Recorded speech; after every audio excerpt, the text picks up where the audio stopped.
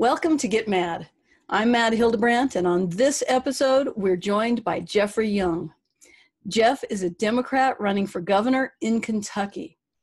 He is a graduate of MIT with a bachelor's in economics, and he also holds a master's in mechanical engineering and agricultural economics. So welcome to our show, Geoff. Thank you, Mad. It's a pleasure. Yeah, it's really nice to have you here. So let's begin the show by you just telling us a little bit about you and just making you human instead of a politician to the voters. Okay, making me human. Well, I was born in Massachusetts and grew up there till about age 24.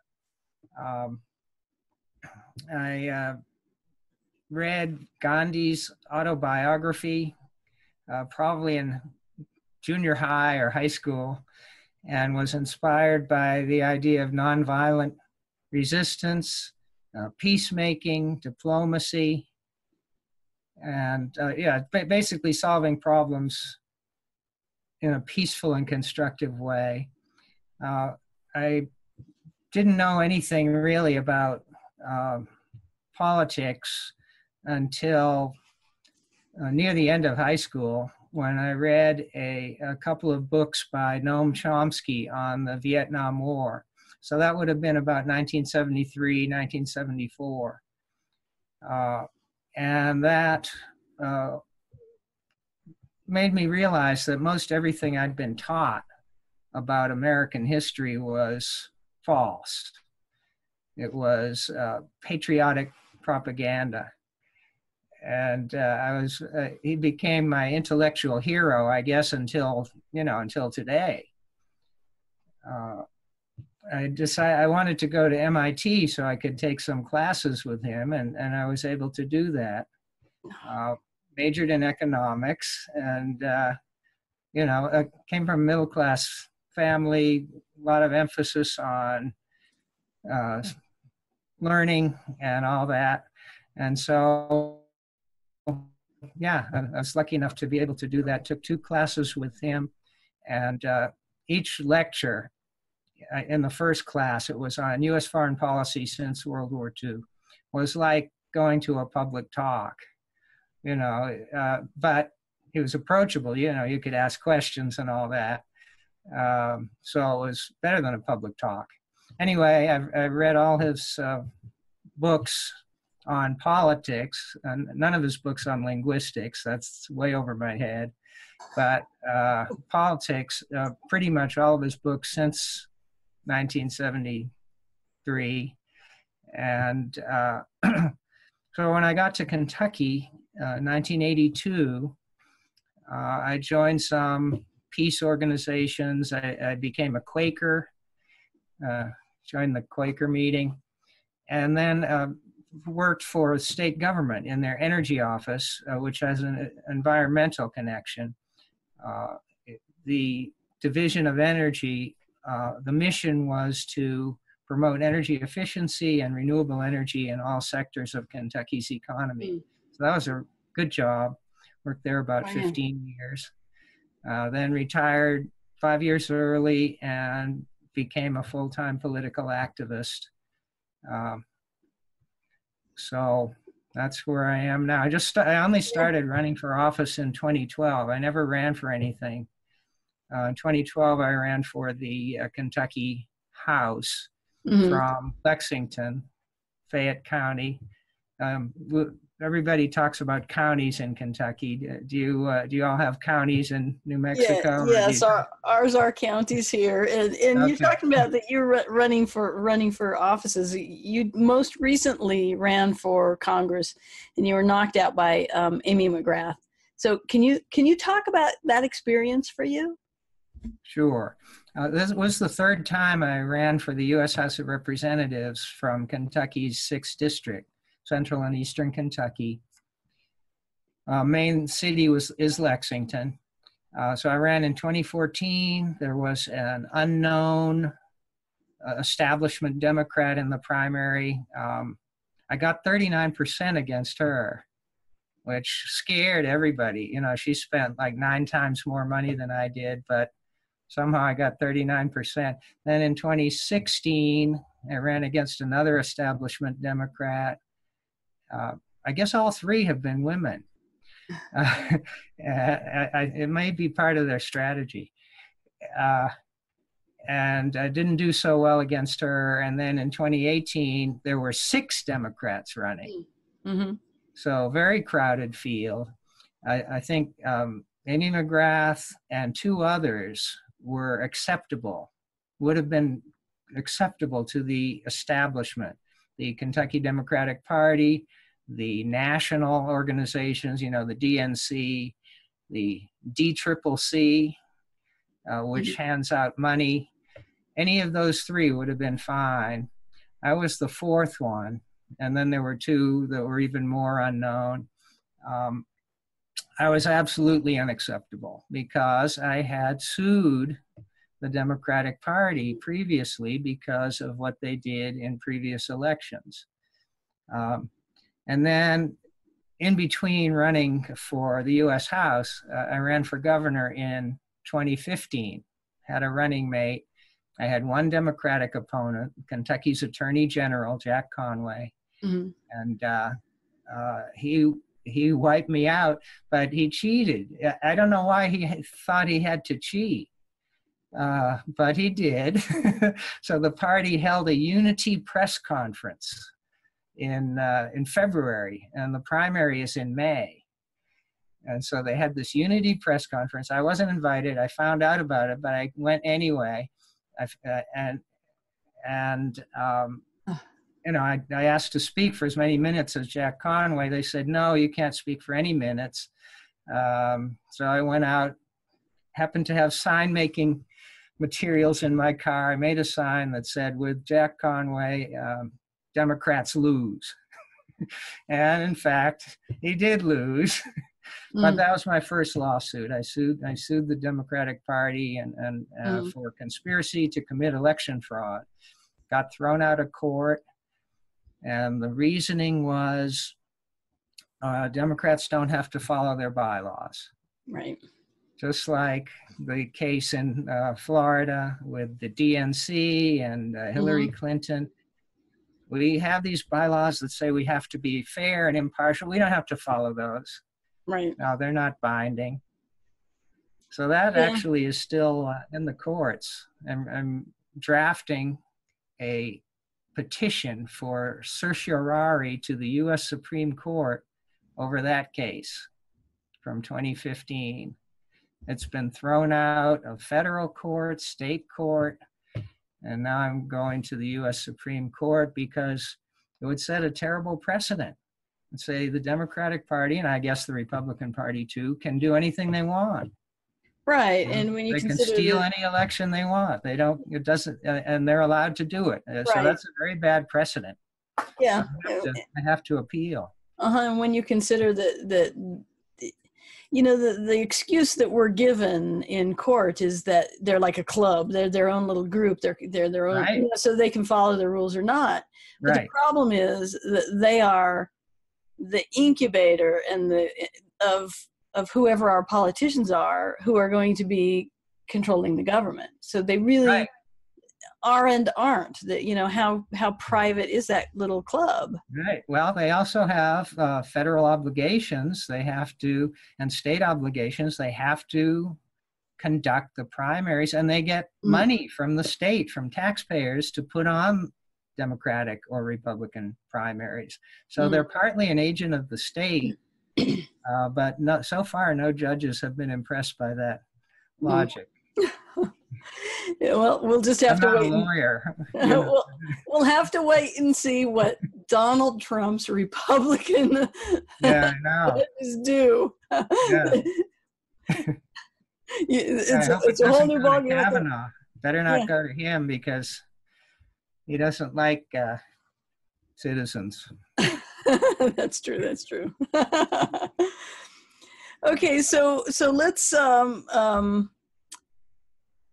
set aside all of that. and delve into your issues and Okay. your platform. So let's start by talking about healthcare, because healthcare is one of those topics that we think of as being this big national topic, but it's also very important at the state level, and that governors really have a lot of control over healthcare in this state. That's right. Can you talk about that? Okay. Well, I've been supporting single-payer healthcare for years. I looked up House Resolution 676 in the U.S. House, sponsored originally by John Conyers, and it's got something like 123 co-sponsors, all of them Democrats, and it's been introduced for like the last 13 years, every session. And I think it's the gold standard. It's wonderful. Right. Basically turns the healthcare system for most problems, for most health problems, into a nonprofit situation. Takes the profit motive out of our health system and does away with private insurance companies. So there's another version, Bernie Sanders' version in the Senate, that doesn't go that far. Right. So I think the House Resolution 676 is the gold standard. We should be aiming for that. But instead we got the Affordable Care Act. Right. The previous Democratic governor of Kentucky before our current one, who's a Republican, Steve Beshear, implemented the Affordable Care Act in Kentucky very well. He increased the number of Kentuckians covered by any kind of health insurance at all by 400 to 500,000 people. Tremendous achievement. It's a small state, right? Over 4 million people altogether. So that's, 10% or more of the whole population was covered when it hadn't been. And now the current Republican governor, Matt Bevin, that my running mate and I will be running against in 2019, is trying to dismantle as much of that as possible. We see the same thing on the national level. Right. And the Republicans took over the Kentucky House and Senate 3 years ago. And that means that they can, for the first time in 100 years, Republicans are in control in Kentucky. So they've been dismantling Obamacare, as they call it, as fast as they can. One of our main goals would be to reverse everything they've done in the past few years and restore coverage to all those people. In the long run, single payer, Medicare for all is the goal. Right. And so I would, if I get elected, I would try to explore what a single state can do. Right, like with a Medicaid expansion sort of thing. Right. And also move toward single payer for either Kentucky, or we've got 6 neighboring states, so maybe the whole region could do it. I know Vermont tried and didn't get too far. It kept getting willed away. So it seems really hard to do it, Medicare for all in a single state. Right. But we'll see what we can do. We'll try. Right. And that's all you can do. And one of the things that kind of goes hand in hand with healthcare is, because of the expense of it, is jobs and developing not just the economy, but the ability for people right now to be able to, to pay their bills, let alone healthcare. So tell us what you're looking at as far as a platform for helping out the economy and the everyday worker in your state. Okay. Well, one area where public investment and encouragement could really help the employment situation in Kentucky is in energy efficiency and renewable energies. Kentucky is a coal state, has been for 150 years. But that is fading away. not because of any politician, not because Obama was waging a war on coal. That's ridiculous. It's just false. Coal is declining because of cheap natural gas from fracking. It's being out-competed in the marketplace. Mm-hmm.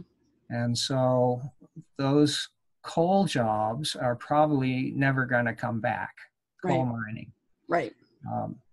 Unfortunately, the coal corporations still have well-funded lobbyists and still have a great amount of influence in the legislature. So we have to get around the coal lobby, promote. So there's infrastructure. Our infrastructure is not in the best shape. We are way underfunded in terms of education. Our public schools are barely hanging on. The state funding of our universities, state universities, keeps declining. And so we're going to try to boost employment by investing in infrastructure, renewable energy, efficiency, and also, a range of other things. Industrial hemp. Kentucky was a great producer of hemp. Yes, it was. Yeah. And marijuana for, recreational purposes also. My running mate and I are proposing that. And that was a big boost to Colorado, to their state budget, because they taxed it, and they solved a lot of their budget problems. Kentucky's state pension system is so underfunded that it gets, the lowest possible rating from the national agencies. And so people are worried that their pension won't be there, state workers, when they retire. Yeah, and that is a real fear, and not just in your state, but I mean, it's really tragic when we're hearing that. I mean, and I remember a few years back when I was living in Alabama, because my husband and I were a military family, and the city of Pritchard went bankrupt, and they got rid of all of the pensions. So all these people we knew just suddenly had no pensions, and they were city workers, and so it just vanished. Yeah, it just vanished. And so the thought of that happening to an entire state is just it's just frightening. And so that's when you're talking about, you do need to have a governor and a legislature that is really looking at that and gets a handle on that, rather than playing politics with people's lives. Yeah, playing politics is a synonym for being irresponsible. Right. Yeah. It's not all the Republicans' fault. The Democrats were in control in Kentucky for 100 years. They did not solve the pension problem when they could have. So they would underfund the pensions by a little bit every year, and it just kept adding up. And now we're in a great big hole. Yeah, and it's basically, we're talking about good government. We're talking about a new energy strategy, and we want to strengthen unions. One of the first things that the Republican majority did when they came in was to pass so-called right to work, which I call right to bust unions legislation. Right. So they're attacking the middle class directly. Unions build the middle class, and that is our top issue in 2019. That's what we'll be running on. Right. And that's good. I mean, the idea of pensions and unions, because unions are what strengthens our jobs and strengthens people's retirements. That is, the idea of losing that is just staggering. But and it raises wages for other people who are not union members, who are in other businesses, working in small businesses. It helps everybody except the billionaires. Right, except for the billionaires.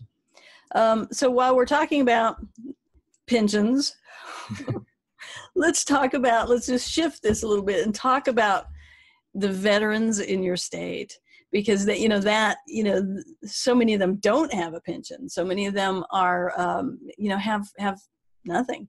So, can you just talk about veterans and your plan for them, or I know that you're still doing some developing of your platform, having come off, a federal centered platform. Right. And I'm a veteran, so and a lot of my viewers are, so it's important to a lot of us to just hear what you've got to say. Okay, well, we should take better care of our veterans after they come back. I think our foreign policies need to change so that fewer disabled veterans are generated. We need to have fewer veterans coming along who need to be taken care of. That would be national level, foreign policy level. On the state level, we simply have to make sure that the services that are available are actually made available to people, and not allow inefficiency or corruption to get in the way. Our second main issue is fighting corruption in Kentucky. Again, it's rated near the bottom on that index, and corruption can cripple a state or a country. Absolutely. We'd be open to ideas about what programs work in other states and what we can do for veterans that we're not doing now. Right. And it is a question that I ask everybody I interview. So it's always worth going back and checking out some of the other people that I interview. And I've got a couple of lieutenant governors and governors in different states that I will be talking with. So that's worth taking a look at. And now that we're just about out of time, so can you just take just a short moment to just directly speak to your constituents and tell them why they should be taking a look at you and supporting you, and then provide your website and how they can donate to you. Okay. My website is still, we're working on changing it from Congress to governor. And so, but the website is going to be the same, and it has the same contact information on it. It is Young, Y-O-U-N-G, 4, K-Y, youngforkentucky.com. And so it'll have the new content pretty soon. Overall, we need to reward hard work again. Right now, the richest people in Kentucky are the ones who are in the financial sector, banking, insurance, and we need to bring back manufacturing to Kentucky. Manufacturing not of necessarily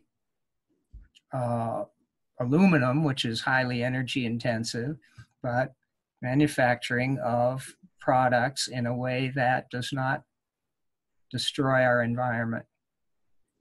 So manufacturing will be a key of our economic development strategy. Unions, we can't